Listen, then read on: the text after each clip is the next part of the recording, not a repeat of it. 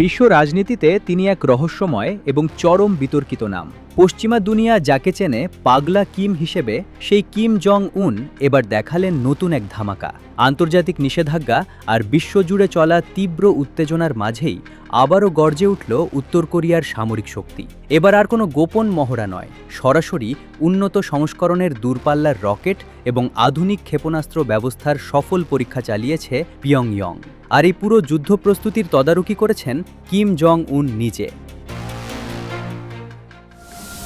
কিন্তু কি আছে কিম জং উনের এই নতুন অস্ত্রাগারে? উত্তর কোরিয়ার রাষ্ট্রীয় বার্তা সংস্থা KCNA নিশ্চিত করেছে, এই পরীক্ষায় আধুনিকায়ন করা 240 মিলিমিটারের 24 নল বিশিষ্ট একটি দানবীয় মাল্টিপল রকেট লঞ্চার ব্যবহার করা হয়েছে। ভাবলে অবাক হবেন, এই রকেট লঞ্চারটির আঘাত হানার ক্ষমতা এখন বাড়িয়ে করা হয়েছে পাক্কা 90 কিলোমিটার। শুধু তাই নয়, এতে যুক্ত করা হয়েছে স্বয়ংক্রিয় ফায়ার কন্ট্রোল এবং নিখুঁতভাবে লক্ষ্যবস্তু নির্ধারণের অত্যাধুনিক প্রযুক্তি। অর্থাৎ শত্রুপক্ষ বুঝে ওঠার আগেই নিমিষে ধ্বংস হয়ে যাবে তাদের প্রতিরক্ষা ব্যূহ। এর পাশাপাশি পরীক্ষা করা হয়েছে বিশেষ ওয়ারহেডযুক্ত ট্যাকটিক্যাল ব্যালিস্টিক ক্ষেপণাস্ত্র, যা মূলত প্রতিপক্ষের বিমান ঘাঁটি, প্রধান বন্দর এবং বিদ্যুৎ কেন্দ্রের মতো কৌশলগত স্থাপনাগুলোকে গুড়িয়ে দেওয়ার জন্য বিশেষভাবে তৈরি।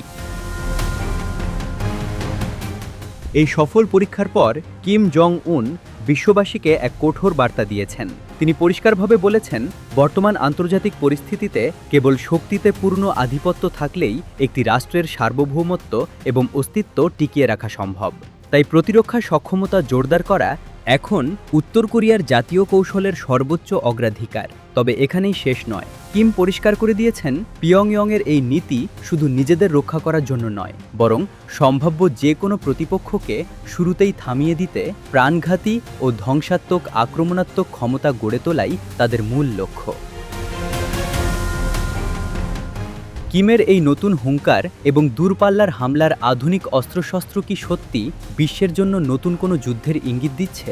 পিয়ংইয়ংয়ের এই আগ্রাসী মনোভাবের জবাবে আমেরিকা বা দক্ষিণ কোরিয়াই বা কী করবে, তা এখন দেখার বিষয়।